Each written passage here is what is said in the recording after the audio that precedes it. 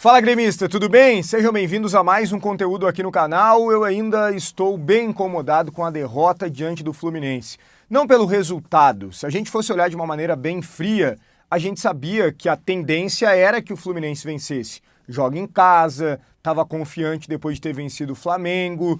Também tem a questão de ter se reforçado, tem bons jogadores, é um time que joga com intensidade, que tem controle do meio, que quando chega no terço final acelera o jogo. Mas esse Fluminense não teve uma atuação assim super destacada contra o Grêmio. É que o Grêmio facilitou as coisas para o Fluminense quando colocou esse meio-campo que tem alergia à bola. Essa é a grande verdade. Voltamos a 2025. Essa foi a impressão de muitos torcedores olhando para esse Grêmio de ontem, com muitas limitações. O João Pedro, na lateral, por exemplo, fortinho, né? Pode ser que seja somente a impressão, mas, nossa senhora, parece que ele não consegue sair do lugar. É claro que a gente olha para um início de temporada e precisamos saber que os jogadores realmente não estão 100% fisicamente. Mas precisamos olhar também para um Fluminense que teve o mesmo período de preparação e correu muito mais. O próprio Inter correu mais, eu diria bem mais do que o Grêmio no Clássico Grenal. Então não é só um início de temporada, porque isso serve para todos. O Grêmio tem mesmo limitações de alguns jogadores que não conseguem mais entregar intensidade, seja por uma questão de idade ou característica, mas também por uma questão de falta de qualidade. O Grêmio depende muito ainda de alguns jogadores. E quando eles não estão tão bem, o Grêmio peca muito nas ações dentro do campo.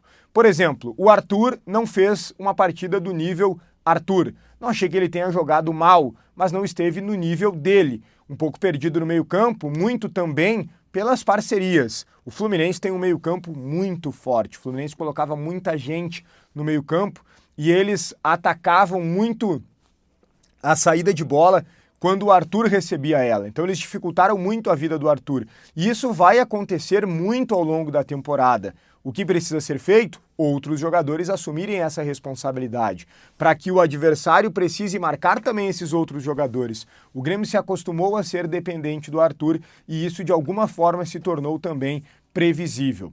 O Grêmio não pode ter o Edenilson como meia, já falei muito sobre isso no vídeo anterior. O Grêmio não pode ter um meio-campo tão fraco. O Grêmio precisa de jogadores que se comprometam mais com a partida. O Amuso se compromete pouco, o Edenilson se compromete nada, os laterais da direita também pouco auxiliam numa jogada mais diferente, digamos assim. Então o Grêmio fica ali na dependência de chegar uma bola para o Carlos Vinícius, esse sim artilheiro máximo, do Arthur organizar, né? Agora o TT, que não fez um bom jogo contra o Fluminense, mas talvez muito também por essa falta de parceria, né? Porque no Grenal eu achei que ele foi bem, claro que ali era o Bernabé marcando, que facilita, mas o TT está precisando mostrar mais dentro da expectativa alta que se criou em relação a ele. É um Grêmio que está devendo, gente. Um Grêmio que está devendo muito. E eu não estou aqui colocando em debate a demissão do Luiz Castro. Não, é o início de trabalho, seria loucura pedir a saída do treinador. Agora, ele tem que ser cobrado. O início dele é muito ruim. São 2 derrotas contra os únicos 2 times mais qualificados que o Grêmio enfrentou na temporada, e um deles o Inter, que a gente sabe que é fraquíssimo, perdeu em casa para o Atlético Paranaense. O problema também não é o resultado em si, como eu falei no início do vídeo, mas é a maneira. É a maneira. São erros grosseiros cometidos pelo nosso treinador. Edenilson como meia, a falta de convicção de um time que jogou super ofensivo e leve no primeiro jogo e agora super retrancado. E aí na coletiva ele destacou que precisava dar um recado ao time pelo que aconteceu no Grenal, mas na verdade quando ele retrancou o time no Grenal, o Grêmio levou 3 gols, levou mais 2 com essa formação diante do Fluminense. O Grêmio foi muito mal no primeiro tempo contra o Fluminense, ele não enxergou isso, ele voltou com o mesmo time para o segundo tempo e aí tomou o gol muito rapidamente. Então o nosso treinador está começando mal o seu trabalho, essa é a verdade. Está começando mal. Ganhar dos times do interior, qualquer um ganha. O Thiago Nunes ganhou, o Quinteiros ganhou. Ele precisa ganhar dos times mais qualificados, ou pelo menos se apresentar de uma maneira mais segura contra os times mais qualificados. O time do Grêmio evoluiu em relação à reta final de 2025. Tomara que comece a evoluir. Agora o Grêmio tem 2 partidas em casa para buscar essa retomada. É obrigação do Grêmio buscar essa retomada com 2 partidas na Arena. Uma contra o Juventude, que em termos de tabela vale muito pouco ou quase nada, mas depois nós temos um jogo com obrigação de vitória contra o Botafogo. Nós não podemos tropeçar em casa na segunda rodada. E obviamente que o jogo não é fácil, né? Não é fácil, mas o Grêmio tem a obrigação, sim, de ganhar do Botafogo. Ontem, depois da partida, o vestiário pegou fogo. Pegou fogo. Os jogadores ficaram ensandecidos com mais uma derrota, e isso é positivo. Esse foi o relato que eu recebi dos bastidores do Grêmio em relação à reação do vestiário após a derrota contra o Fluminense. Os jogadores não ficaram apáticos, pelo menos não a maioria. As lideranças, principalmente, estão indignadas com essas 2 derrotas em sequência. Há, sim, uma consciência do vestiário de que eles precisam mostrar mais. Esse é um fator positivo que eu coloco aqui para vocês como informação e que eu avalio como algo bom.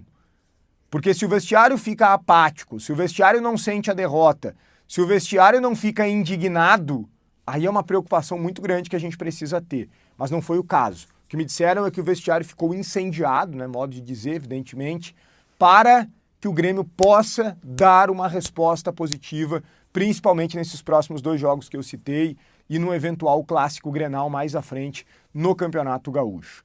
Isso é bom. Os jogadores reagiram, os jogadores falaram, os jogadores não ficaram só escutando o Mister. Os jogadores, inclusive, têm opiniões distintas daquilo que o Mister colocou, e isso não necessariamente é um problema, isso é normal, gente. Isso é normal. Eu não estou aqui colocando que o vestiário está contra o Mister, não está gostando do trabalho do Mister, não, não é nada disso. Mas algumas coisas, alguns jogadores pontuaram. Será que não seria melhor assim? Será que não seria melhor fazer isso? Algumas sugestões. Isso é bom, isso de modo algum é ruim. Vocês vão lembrar que na final da Libertadores de 2017, por exemplo, o Renato pensou numa estratégia, os jogadores pensaram em outra, conversaram, chegaram num denominador comum e foram por aquilo que, na verdade, não foi um denominador comum, foram por aquilo que os jogadores acharam que era melhor, o Renato topou e deu certo. Então é normal o jogador falar. O anormal é o jogador não falar. É o jogador não sugerir, é o jogador só aceitar. Quando está errado, precisa ter esse tipo de movimento e foi importante. Traz uma luz para que de fato as coisas possam melhorar daqui para frente. Tomara, porque até aqui o Grêmio está devendo e muito, o Luiz Castro está devendo e muito.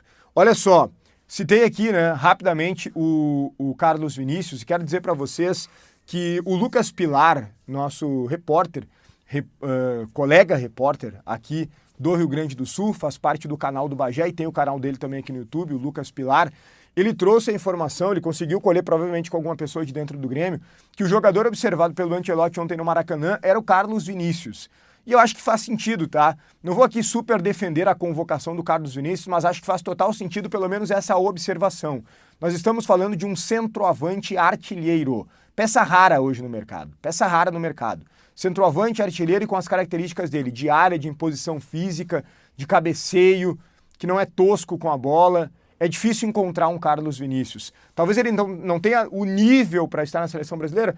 Talvez, não sei. Mas no mínimo avaliado ele precisa ser. Um jogador que jogou em clubes importantes do futebol europeu, passou pela liga inglesa, que a gente sabe que é muito difícil de jogar por lá. Ele merece isso, o Carlos Vinícius, o nosso artilheiro. Ele fez um bom jogo contra o Fluminense, só não foi melhor a atuação dele porque a bola não chegava. E para concluir, o Grêmio tem novo lateral no elenco, e novo lateral não necessariamente significa uma contratação, mas novo lateral significa que o Grêmio tem agora um jogador que não estava no elenco, que é o Vitor Ramon, que estava na base, que disputou a Copinha e foi destaque do Grêmio, um dos melhores jogadores do Grêmio na Copa São Paulo de Futebol Júnior. Ele estava de férias, o período iria até o dia 2, já estava por ser concluído, estava no Rio de Janeiro, mas foi chamado pelo técnico Luiz Castro, pela comissão técnica, pelo Grêmio, para compor o elenco. Há uma preocupação muito grande em relação à posição.